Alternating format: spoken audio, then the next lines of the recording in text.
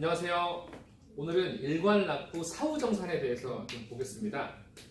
앞전 시간에 일괄납부에 대해서는 먼저 보셨을 겁니다. 일괄납부는 보셨고 이제 일괄납부의 사후정산, 일괄납부 사후정산이라는 겁니다. 사후정산이라는 개념이 조금 추가돼가지고 보실게요. 먼저 우리 유인물을 같이 함께 봐주시면요. 일단 이 일괄납부 사후정산이란 먼저 뭐냐면 먼저 보실게요. 첫 번째 보시면요. 먼저 일괄납부세, 일괄납부세가 요 환급할 세액을 정산하는 것을 의미합니다. 하지만 그 정산은 그때그때 하는 게 아니라 사후에 일괄납부하는 시점에서 함께 정산을 하게 되는 겁니다. 일괄납부라는 거는 말씀 그대로 건건히 징수하지 않고, 그렇죠, 일괄하여서 일괄납부 기간이 끝나는 달의 다음 달 15일까지 이제 그 징수를 하게 되어 있는데요. 그때 징수 시점에 맞춰서 환급할 세액이 있다면 그때 정산해서 정리를 하는 겁니다. 그래서 내용 보시면은 일괄납부 사후정산이란 수입한 원재료에 대한 일괄납부세액과 일괄납부 업체 환급액을 서로, 그렇죠, 정산, 즉 납부세액과 환급액을, 그렇죠, 상계처리 한다는 겁니다. 이 상계처리는 행정 절차로도 볼 수 있습니다. 실질적으로 이 상계 처리는요, 행정 업무의 효율성을 위해서 존재하는 겁니다. 행정 업무의 효율성. 네, 이렇게 한번 키워드적으로 한번 가져가 주시고요. 나중에 이제 이런 실제 업무를 하실 때 좀 더 이해가 있는 상태에서 업무를 직접 하시게 되면은 훨씬 더 업무가 수월하실 겁니다. 그래서 두 번째 정산 업무를 보실게요. 정산 업무요. 이제 정산 업무를 볼 텐데요. 실질적으로 이 정산 업무는요, 말 그대로 이 정산 업무는 말 그대로 처음에 이제 정산 돌려줄지 징수할지 이거에 대해서 기준을 잡는 겁니다. 그래서 정산 업무는 징수 및 환급이 있고요. 그 다음에 이제 두 번째 경정 업무가 있습니다. 그래서 내용 보시면요. 먼저 이제 실질적으로 이 단계의 업무는 세관장의 단계에서 업무를 하게 됩니다. 그래서 세관장은 정산 결과 징수할 세액이 발생하면은 납부기한을 정하여 납세 고지하고요. 반면에 환급 시에는 환급하는 겁니다. 그래서 정산 결과 먼저 정산을 하게 되는 거죠.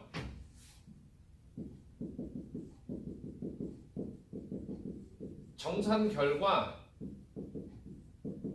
징수 세액 발생이 하면요. 납세 고지. 언제까지 내세요? 또는 환급액 발생 시엔요. 그렇죠. 환급을 하게 되는 거죠. 이게 바로 징수 및 환급에 대한 정산 업무인 겁니다. 근데 밑에 보시면요. 만약에 이 경정 업무는 여기서 왜 나왔냐면요. 실질적으로 순서상은 얘가 1번이고 얘가 2번인 겁니다. 실제로 징수 또는 환급세액이 발생했습니다. 이 이후에 관련해서 과부족 발생 시 경정 다시 새로이 바로 잡는 거죠.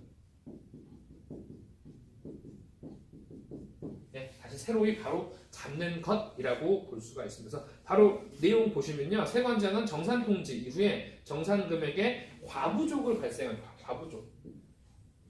정산 통지, 즉 징수 또는 환급에 관련해서 과부족이 발생했다 하면요. 다시 새로이 바로 잡는다. 즉 경정을 할 수 있다는 겁니다.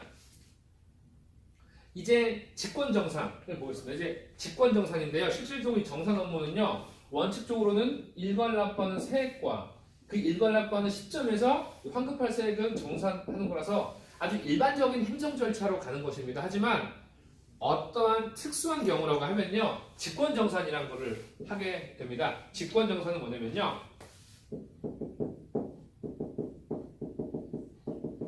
직권정산 말 그대로 첫 번째, 그러니까 세관장이 직접 강제 정산을 하는 것입니다. 원칙대로라면요, 여기 일괄 납부, 그 납부 기한 그 시점에 맞춰서 같이 들어가는 건데 이미 그 이전이라도 강제로 직권으로 해버릴 수가 있다는 건데요. 대표적으로는요, 그렇죠, 불성실 신고인. 또 뭐 있을까요? 그렇죠, 관세 체납자. 이런 분들한테는요, 직권정산이라는 타이틀이 들어가게 돼 있습니다. 그래서 바로 내용 보실게요. 세관장은 관세법 또는 환특법에 따른 규정을 위반하거나 관세 등의 체납이 있을 시 관세채권 확보를 위해 규정된 정산 절차에도 불구하고 직권정산을 할 수 있습니다. 가장 대표적인 이 직권정산의 의미는 뭐였죠? 그렇죠, 관세채권 확보입니다. 네. 매우 중요했고요. 직권정산이라는 내용이었습니다. 다음 내용 보시면요, 실질적으로 이 직권정산을 하게 되면요, 이 직권정산을 받게 되면요, 직권정산에 따른 역시나 직권정산에 따른 절차가 또 있어주는 거죠. 내용 보시면요, 직권정산에 따라서 관세를 미납한다면요, 제공된 담보를 통해 충당을 할 수 있다. 바로 이 얘기입니다. 충당이요. 바로 여기 보시면요, 직권정산으로요, 관세 미납이 이루어지면요, 관세 미납. 관세가 미납된다라고 하면은 실제 만약에 제공된 담보가 있다. 제공된 담보가 있을 시 이를 충당하는 거, 충당.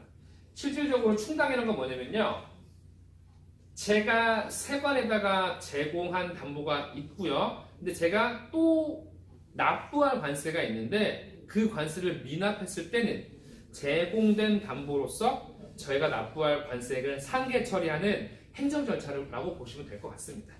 그 다음에 이제 가장 중요한 건요, 이 일괄 납부의 제한이라고 보시면 될 것 같아요. 실질적으로 이 직권정산으로서 정산 업무를 당한 업체들은요, 실질적으로 일괄 납부가 제한됩니다. 3년간 제한된다는 불이익을 받게 됩니다. 그래서 불이익을 받게 되면 다시 뭐도 적용받을 수 없는 거예요? 그렇죠. 이 일괄 납부 자체라는 혜택도 적용받을 수가 없기 때문에 이 관세, 이 성실한 납세 풍토를 조성하기 위해서는 이러한 제재가 반드시 필요할 거라고 생각이 듭니다. 여러분이 이제 실무에 앞서서 실무를 앞두고 계신데요. 실무를 앞두고요, 일괄 납부 그리고 일괄 납부에 따른 정산 업무를 위한 사후 정산 같은 거는 그 개념을 갖고 계신 다음에 업무를 접하신다면은 훨씬 더 도움이 되시는 어떤 업무를 할 수 있으실 거고, 또 업무에서 굉장히 효율적으로 업무를 하실 수 있으실 겁니다. 그래서 이렇게 가벼운 마음으로 정리를 해 주시고요. 저는 여기서 이만 마치겠습니다. 여러분 수고하셨습니다.